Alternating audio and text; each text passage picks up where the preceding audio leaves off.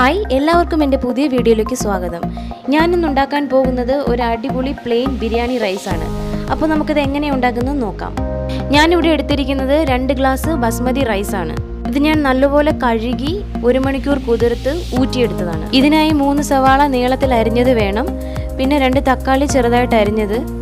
അടുത്തതായി നമുക്ക് വേണ്ടത് 2 table spoon ginger garlic paste ആണ്, പിന്നെ 2 പച്ചമുളക് അരിഞ്ഞത്. അടുത്തതായി വേണ്ടത് കുറച്ച് പെരുംജീരകം, വയനയില, ഏലക്ക, ഗ്രാമ്പു, തക്കോലം, പട്ട. ഇനി കുറച്ച് തൈര് വേണം, പിന്നെ പുതിനയിലയും മല്ലിയിലയും വേണം. ഇനി ഒരു കടായിലേക്ക് 1 ടേബിൾ സ്പൂൺ നെയ്യും 1 ടേബിൾ സ്പൂൺ എണ്ണയും ഒഴിച്ചു കൊടുക്കുക. ഇതിലേക്ക് മസാല കൂട്ടി ഇട്ട് കൊടുക്കുക.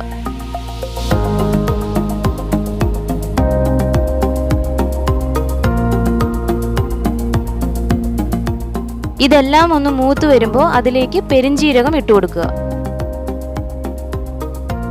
ഇനി ഇതിലേക്ക് അരിഞ്ഞു വെച്ചിരിക്കുന്ന സവാള ഇട്ട് കൊടുക്കുക.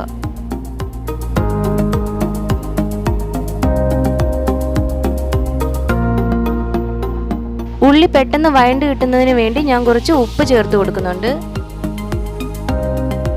ഇനി ഇതിലേക്ക് അരിഞ്ഞു വെച്ചിരിക്കുന്ന പച്ചമുളക് ഇട്ട് ചെറുതായിട്ട് ഇളക്കി കൊടുക്കുക. അതിനുശേഷം ഇഞ്ചി വെളുത്തുള്ളി പേസ്റ്റ് ഇട്ട് കൊടുക്കുക. ഇഞ്ചിയുടെയും വെളുത്തുള്ളിയുടെയും പച്ചമണം മാറുന്നത് വരെ നന്നായിട്ട് ഇളക്കി കൊടുക്കുക.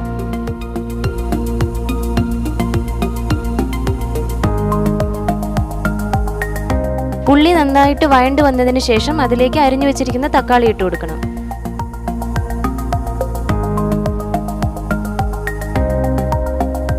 തക്കാളി നന്നായിട്ടൊന്ന് വെന്തുടഞ്ഞതിന് ശേഷം അതിലേക്ക് മല്ലിയിലയും കുറച്ച് പുതിനയിലയും ഇട്ട് നന്നായിട്ടൊന്ന് ഇളക്കി കൊടുക്കുക.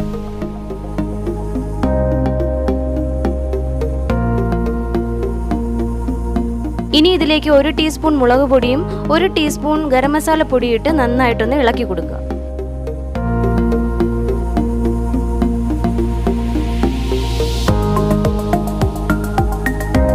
ഇനി ഇതിലേക്ക് 1/2 കപ്പ് തൈര് ഒഴിച്ച് എല്ലാം ഒന്നുകൂടി നന്നായിട്ടൊന്ന് ഇളക്കി കൊടുക്കുക.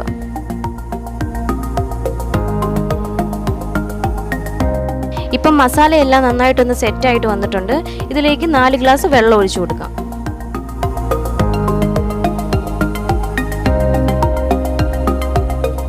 ഇനി ഇതിലേക്ക് ചോറിന് ആവശ്യമായിട്ടുള്ള ഉപ്പിട്ട് കൊടുത്ത് നന്നായിട്ടൊന്ന് ഇളക്കി കൊടുക്കുക. അതിനുശേഷം ഇത് അടച്ചു വെച്ച് നന്നായിട്ടൊന്ന് തിളപ്പിക്കുക. ഇവിടെ ഇപ്പം വെള്ളം നന്നായിട്ട് തിളച്ചു വന്നിട്ടുണ്ട്. ഇനി ഇതിലേക്ക് നമുക്ക് ബസ്മതി റൈസ് ഇട്ട് കൊടുക്കാം. ഇത് നന്നായിട്ടൊന്ന് ഇളക്കി കൊടുത്തതിന് ശേഷം ഒരു 25 മിനിറ്റ് അടച്ചു വെച്ച് മീഡിയം ഫ്ലെയിമിൽ വേവിച്ചെടുക്കുക.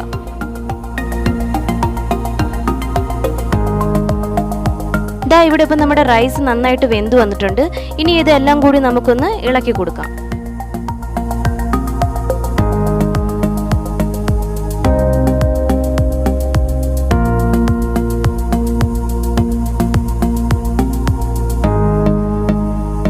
നമ്മുടെ ബിരിയാണി റൈസ് ഇപ്പോൾ ഇവിടെ റെഡി ആയിട്ടുണ്ട്. വളരെ എളുപ്പത്തിൽ ഉണ്ടാക്കാൻ പറ്റിയ ഒരു ബിരിയാണി റൈസാണിത്. എല്ലാവരും വീട്ടിലൊന്ന് ട്രൈ ചെയ്ത് നോക്കുക. നല്ല ഫ്ലേവറാണ്. ഇതിൻ്റെ കൂടെ കഴിക്കാൻ കോമ്പിനേഷൻ ആയിട്ടുള്ളത് സലാഡും പിന്നെ അച്ചാറുമാണ്.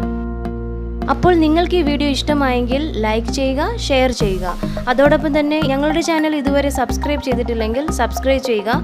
തൊട്ടടുത്തുള്ള ബെല്ലൈക്കൺ കൂടി ഒന്ന് എനേബിൾ ചെയ്യുക. Thank you for watching.